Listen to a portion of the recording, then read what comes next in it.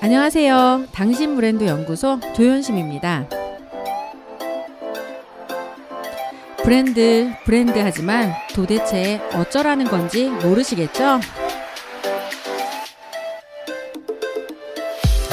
퍼스널 브랜드에 대한 모든 고민, 당신 브랜드 연구소가 함께합니다.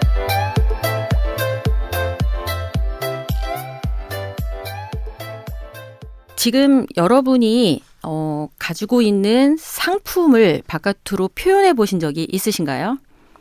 어떤 회사에 다니신다면 그 회사가 파는 물건을 자신의 이 상품처럼 생각하고 파는 일들을 하고 계실 거란 생각이 듭니다. 그런데 이 퍼스널 브랜드의 핵심은 어느 회사의 제품이 아니라 이제 내가 만든 제품을 바깥으로 팔아야 되잖아요. 그래서 오늘 주제는 잘 팔리는 프로덕트 기획하는 방법으로 소개를 해드리도록 하겠습니다. 보통 프로덕트를 기획할 때 그냥 내가 잘하는 거, 내가 좋아하는 걸 상품으로 기획하는 분들이 너무 많아요. 그러다 보니까 나는 할 만큼 했는데 왜 내 제품은, 내 서비스는 안 팔리는 거야? 라고 이야기하는 분들이 많을 수밖에 없어요. 핵심을 파악하지 못했기 때문입니다. 저도 이런 실수를 범했더라고요. 오늘 제가 소개하는 이 내용은 무기가 되는 스토리에서 인용을 해서 좀 이렇게 자세하게 소개를 해드릴까 합니다. 무기가 되는 스토리에 나오는 핵심 중에 하나는요. 어떤 캐릭터에 대한 이야기가 나옵니다. 주인공이에요. 그리고 이 주인공은 반드시 난관에 빠진다고 합니다. 문제에 빠진 그 캐릭터가 결국은 누굴 찾느냐면 그 문제를 해결하는 데 도움을 주는 가이드를 찾고 있어요. 그런데 저는 여기에서 일을 한다라고 하는 것들은 내가 가이드의 역할로 이 접근을 해야 되는데 내가 만든 상품으로 그냥 내 자신이 영웅이 되는 거에 급급했었던 것 같아요. 이런 오류를 많은 분들이 같이 지금도 겪고 있는 거야. 내가 가진 최고의 제품을 소개하느라 너무 급급하다 보니까 고객이 가진 문제에 대해서는 관심도 없어요.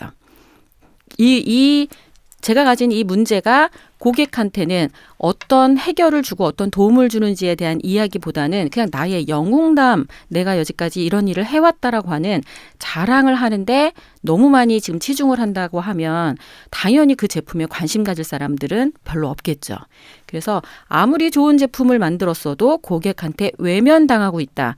그렇다라고 한다면 본인의 포지셔닝을 잘못하고 있다 보시면 돼요. 자, 이제부터 자신이 가진 제품을 가지고 중심으로 이게 어떻게 소비자에게 접근할 건지를 지금 3가지 포인트로 설명을 드리도록 하겠습니다. 첫 번째, 고객을 영웅으로 생각하셔야 돼요. 고객이 영웅이고요. 이 영웅이 원하는 사람은 바로 영웅이 아니라 가이드다. 그러므로 내가 가이드로 본인을 정의할 수 있으셔야 돼요. 그리고 또 그 영웅이 원하는 건 계획을 가진 가이드를 원해요. 만났는데 막 자기 얘기 늘어놓는 부분들이 아니라 저 사람을 만나면 이런 계획을 가지고 있네. 내 문제를 해결해 줄 수 있겠구나 라는 확신이 들어야 그분이 나를 선택할 확률이 높아지는 거죠. 지금 이런 상황들로 본인의 입장과 이렇게 빗대어서 생각을 해보시면 지금 내가 프로덕트, 제품을 만들었는데 고객의 문제를 해결해 준다는 생각보다는 그냥 내가 잘해왔던 것, 내가 좋아하는 걸 그냥 제품으로 만들었구나 라는 그런 인식을 하게 되신다면 잘 파악하신 거예요. 이제 이걸 좀 더 해체해 볼 필요가 있습니다. 어떻게 해야 고객이 마음을 여느냐? 고객이 가진 문제를 정의해 주셔야 돼요. 고객이 나를 찾는다는 건 분명히 가지고 있는 문제가 있기 때문에 나를 찾은 건데 주로 고객의 문제는 3가지 유형으로 바깥으로 표현됩니다. 하나는 외적인 문제예요. 그냥 지금 당장 배가 고프니까 음식을 먹는다 그러면 음식을 파는 사람은 자신이 가진 음식만 주면은 고객의 외적 문제는 해결이 되잖아요. 그런데 고객의 실제 문제는 이 음식을 먹는 거 말고 또 다른 문제, 어떤 어려움을 해결하는 문제의 내적 문제를 해결해야 돼. 저 음식을 먹으면 내가 살이 찔 것 같아. 다이어트를 생각하는 고객의 입장에서는 음식을 먹는 것만으로는 문제 해결이 안 돼요. 그럼 다음 문제를 찝어줘야 되잖아. 이 음식은 먹어도 살찌지 않는다라는 내적인 문제를 해결해주면 이 사람은 구매를 할 확률이 되게 높습니다. 그래서 가지고 있는 제품이 지금 이제 음식으로 예를 들어드렸는데 이 음식이 얼마나 맛있고 얼마나 좋고 이런 부분들의 제품의 외형적인 성능이나 가지고 있는 그 제품성을 퀄리티를 막 강조해서 설명을 해도 고객은 이걸 어떻게 듣는다? 내적인 문제를 해결해 줄 수 있느냐를 그 토대로 그 물건을 살 것인가 말 것인가를 결정한다는 거예요. 그러면서 이걸로 내가 그 음식을 먹는 게 혹시 동물협회에 위반되는 일은 아닐까? 내가 어딘가에 환경을 해치는 그런 것들과 연관돼서 먹고 있는 건 아닐까? 근데 이 음식을 먹으면 환경 보호에도 도움이 된다라고 하는 철학적 문제까지도 해결이 된다라고 한다면 당당하게 그 음식을 계속적으로 먹을 확률이 높아집니다. 자, 이런 사례를 애플에서도 똑같이 경험했던 걸 한번 제가 이 사례로 설명을 드려볼까 합니다. 사실 스티브 잡스가 맨 처음에 그 애플을 만들었을 때 그때 광고는 9페이지 분량으로 광고를 만들었다고 합니다. 이게 얼마나 대단한지 컴퓨터의 우수한 사양이나 성능을 강조하는 그 세상에 없던 제품이라고 하는 그 컨셉으로 광고를 했었죠. 그러다가 다시 픽사를 나와서 애플로 돌아갔을 때 그의 모든 메시지는 소비자 중심으로 바뀌어 있었습니다. 잡스가 내놓은 첫 광고는 미국 전역의 광고판마다 달랑 딱 2단어만 적혀 있었습니다. 남다른 생각을 하라. Think different. 이 2단어로 소통한 그거에 대한 이 파급력은 기존의 9페이지짜리로 소통했을 때하고는 완전히 다른 양상을 보였습니다. 애플은 이 어떤 문제를 해결할 수 있었냐면 첫째, 고객이 원하는 게 뭔지 알아냈어요. 고객은 자신의 목소리를 내고 싶어 했어요. 그래서 둘째, 고객이 겪고 있는 난관을 정의했어. 고객이 겪고 있는 난관은 뭐냐면 고객은 누구나 다 숨겨진 천재성을 가지고 있다. 그 천재성을 인식하지 못하는데 이 애플의 제품을 쓰면 자신의 천재성을 얼마든지 손쉽게 드러낼 수 있다라고 하는 문제 정의를 했고요. 셋째, 고객이 자신을 표현할 수 있는 도구를 제공했어요. 그게 뭐야? 컴퓨터와 스마트폰이었습니다.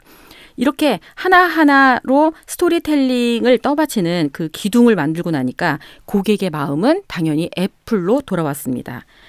애플이 강조했던 건 사실은 그 기술에 대한 얘기라기보다는 그 스티브 잡스가 주목했던 건 뭐냐면 사람들은 첨단 도구를 사용하고 싶어 하지만 또 그 안에 어떤 어려움을 가지고 있느냐? 이걸 내가 쓸 수 있을까? 이거 너무 복잡하고 어렵지 않을까라고 하는 그 내면의 욕구나 내면의 문제를 다 가지고 있어요. 그런데 애플은 쉽다. 굉장히 쉽다라는 걸 어필하면서 당신도 할 수 있습니다라고 하는 걸 굉장히 심플하게 만드는 이 디자인으로 고객이 이해할 수 있게 하면서 손쉽게 애플의 제품을 구매할 수 있게 한 거죠. 이걸 통해 사람들은 어떤 걸 사는지를 확인해 볼 수 있었어요. 결국 최고의 제품을 사는 게 아니라 사람들이 구매하는 건 최고로 빨리 이해할 수 있는 제품이다.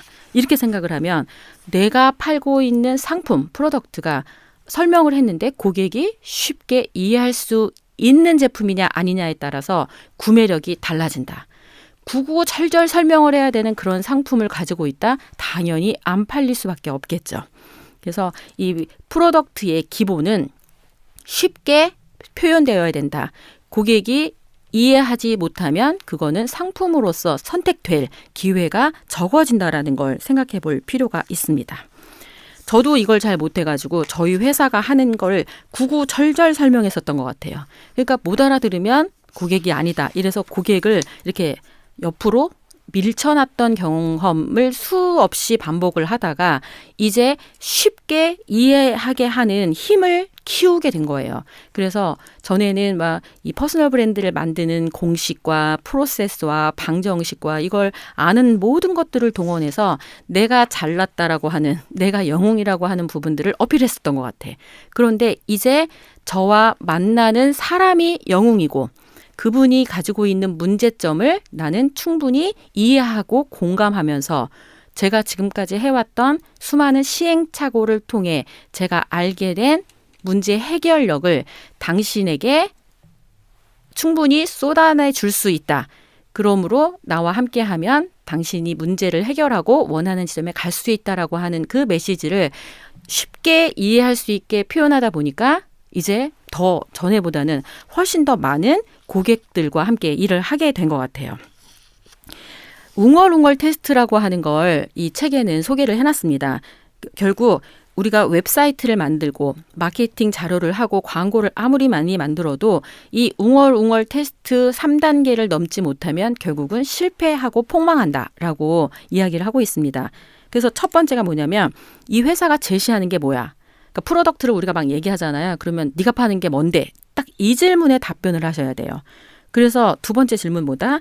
그래서 그거 사면 내 삶이 어떻게 더 좋아질 건데 그거 안 사도 되는 거야? 굳이? 그럼에도 불구하고 그걸 꼭 사야 돼? 라고 하는 결국 이걸 사면 당신의 삶이 좋아질 거라고 하는 거에 어필이 되지 않으면 그 제품은 이 고객의 손에 가게 되지 않을 거고요. 세 번째, 다 얘기했어. 그래, 필요한 것 같아. 그럼 사줄게. 근데 저거 구매하려면 어떻게 해야 돼?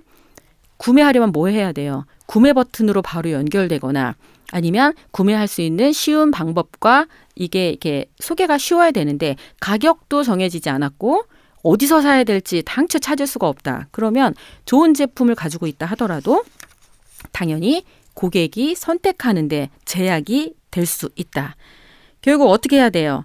고객의 입장에서 생각하면 내가 무엇을 만드느냐보다 고객이 원하는 걸 찾고 그 원하는 걸 내가 가지고 있다는 걸 알리고 그리고 쉽게 결제 버튼을 누를 수 있게끔 모든 채널을 이렇게 지도화해서 만든다라고 하는 그 핵심을 찾으면 아, 내가 프로덕트를 제품을 잘 만드는 것도 중요하지만 고객에게 끊임없이 어떻게 어필을 해야 되는지 그리고 지갑을 열기 위해 필요한 걸 장착하는 건 어떻게 해야 되는지 이걸 이해하는 데 좀 도움이 되지 않을까 하는 생각을 합니다.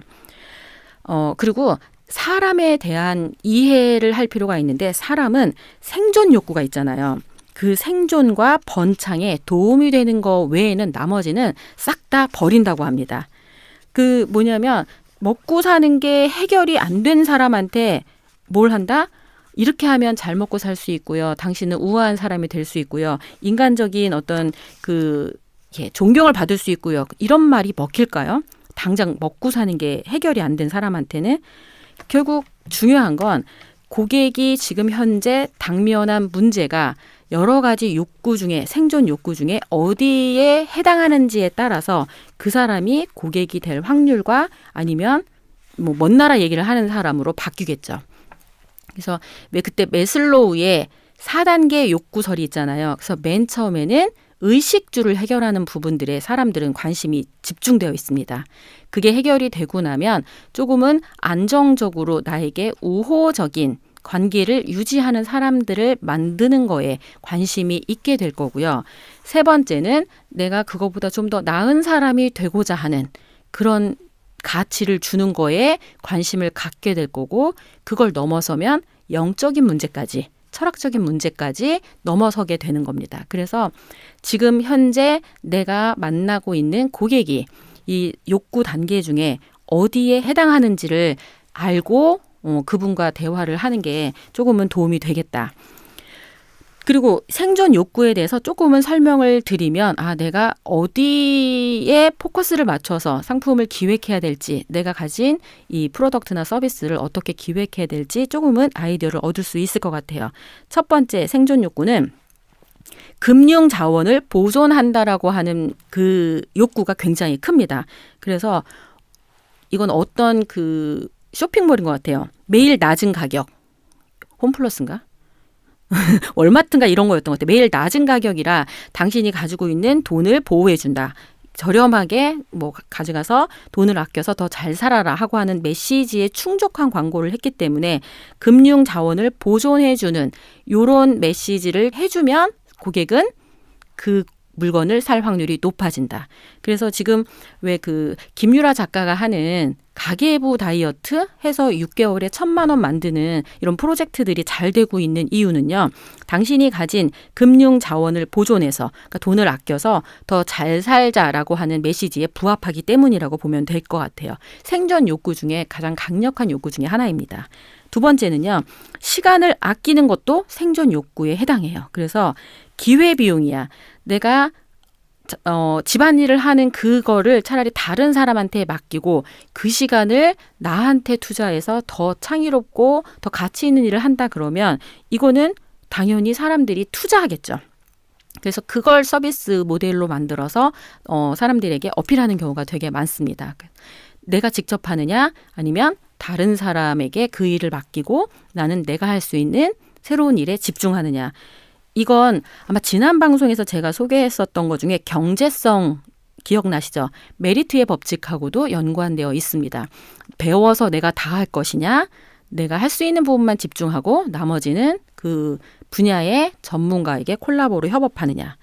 그다음 세 번째, 사회적 관계를 구축해주면 이것도 생존 욕구에 부합되는 서비스 모델이 됩니다. 그래서 커뮤니티를 찾을 수 있게 도와주는 사람에게도 사람들은 지갑을 엽니다. 그래서 모임을 개설하고 만들고 붐을 일으키고 하는 그 사회적 관계, 사람들이 많이 외로워하잖아요. 그래서 요즘 왜 그 노태린 대표가 커뮤니티 케어라고 해서 노인들이 외롭지 않게 커뮤니티 안에서 서로 케어하면서 함께 살아가는 모델을 만들잖아요. 거기에 사람들이 모이거든요. 이것도 사회적 관계를 구축하는 생존 욕구를 해결해 주기 때문에 관심도가 굉장히 높은 항목입니다. 그다음 네 번째는요. 지위를 얻는 데 도움이 되면 사람들은 지갑을 엽니다. 그래서 힘 있는 아군을 내 편으로 만든다. 그래서 그런 아군의 위치에 올라가기 위해 이걸 하면 당신은 이런 자격을 갖출 수 있어요. 이런 지위를 얻을 수 있어요. 그래서 왜 그것 때문에 자격증을 따기도 하고 그다음에 어떤 자기네들끼리의 네트워크 모임을 구축하면서 지위를 얻기 위해 노력합니다. 여기에 돈을 많이 쓰는 거죠. 아마 자격증 시장의 대부분은 이 지위를 얻는 여기에 포커싱이 돼 있어서 생존 욕구를 만족하기 때문에 시장이 형성되는 거라고 보시면 될 것 같아요.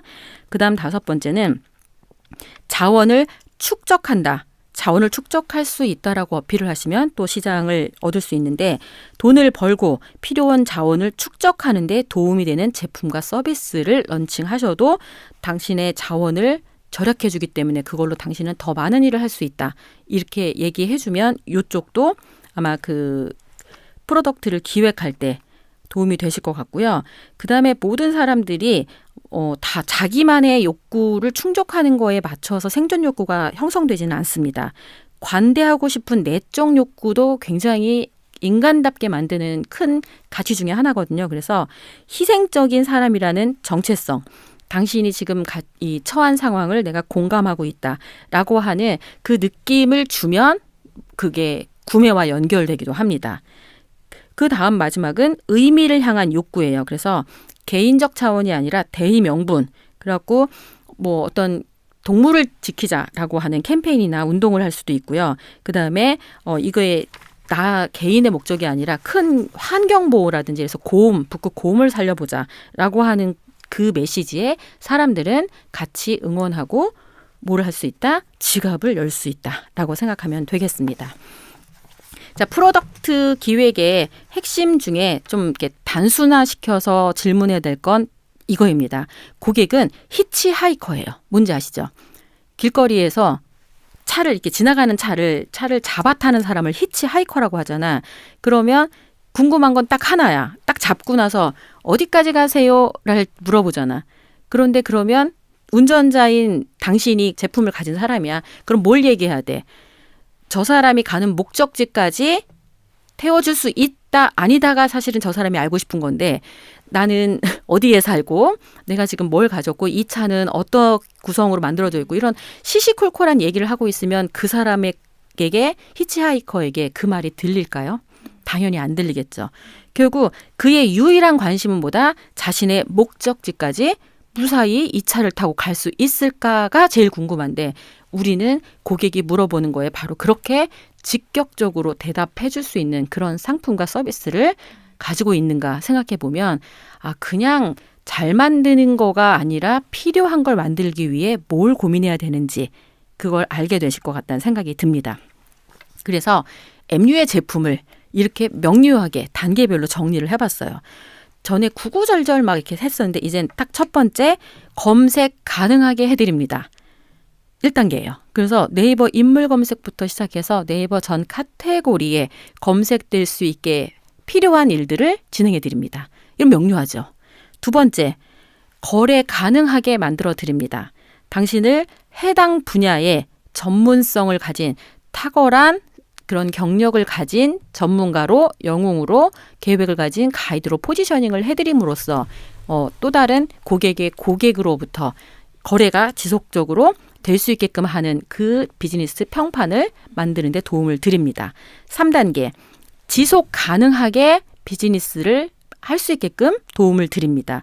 결국 고객은 신뢰할 수 있느냐 아니면 이 사람을 내가 지속적으로 사랑하면서 계속 갈 수 있느냐라는 믿음이 필요하거든요. 그런데 그런 믿음이 필요한 그 요소가 뭐냐면 이 브랜드가 나를 등지지 않고 내가 하는 거에 대의 명분까지도 이렇게 같이 포함하면서 함께 갈 수 있다라는 그 신뢰를 계속 줄 수 있어야 되는데 그걸 하는데 필요한 일들을 해드리겠습니다. 라고 해서 검색 가능하게, 거래 가능하게, 지속 가능하게 만들어 드리겠습니다. 라고 하면 고객은 각각의 니드에 따라서 본인이 듣고 싶은 말을 들으면서 함께 하겠다라고 한 경우가 많아진 거예요. 이제 조금 정리를 해드리도록 하겠습니다. 3가지만 기억해 보시면 좋을 것 같아요. 프로덕트를 기획할 때 이 프로덕트, 내가 파는 제품과 서비스가 고객의 어떤 문제를 해결해 줄 수 있는지를 주목해 보십시오. 그래서 고객의 외적인 문제, 내적인 문제, 철학적인 문제 중에 어디를 건드렸을 때 고객이 지갑을 열 수 있는지, 그리고 나는 영웅이 아니라 내 고객이 영웅이고 고객이 나를 찾는 건 내가 가이드이기 때문이고 이 가이드는 계획을 가진 가이드일 때 고객이 나를 찾는다라고 포지셔닝을 할 필요가 있습니다. 그리고 이 가이드도 2가지 자질을 가지고 있어야 돼요. 그래서 그 첫 번째 자질은 바로 공감 능력이에요. 나도 당신과 비슷한 경험을 가지고 있고 당신이 처한 상황을 이해하고 안다. 이렇게 공통 관심사와 관련해서 공감을 표현을 하고 나면 2번째 고객이 원하는 건 뭐다? 바로 능력을 가진 가이드를 찾아요. 그건 권위라고 표현할 수 있습니다. 다이어트가 필요해가지고 왔는데 저도 다이어트를 지금 해야 돼요. 이렇게 얘기하면 그 사람한테 일을 의뢰할 확률이 없겠죠. 그래서 지금 퍼스널 브랜드로 먹고 살아야 될 당신이 고민해야 될 건 제품을 잘 만드는 것도 중요하지만 그 제품을 파는 사람으로서의 권위를 내가 갖추고 있는가 고민해 보시고요. 그 다음에 그런 고민을 가진 사람들을 공감하면서 내가 계획을 가진 가이드니까 나를 쉽게 찾아올 수 있게 만드는 방법이 뭘지를 조금 더 고민해 보신다면 아마 그냥 내 위치에서 고민만 하시는 것보다는 효과적으로 답을 찾을 수 있지 않을까 생각합니다. 자, 오늘 무기가 되는 스토리 중에서도 이 프로덕트, 제품을 기획하는 입장에서 필요한 고객을 정의하고 고객이 가진 문제를 정의하고 나를 계획을 가진 가이드로 정의해야 된다라는 사실을 알려드렸습니다. 오늘 당신 브랜드 연구소는 여기서 마치도록 하겠습니다. 당신 브랜드 연구소는 퍼스널 브랜딩 그룹 MU, 생각표현 연구소, 셀링 포인트 연구소, 브랜드 컨셉 디자인이 함께합니다.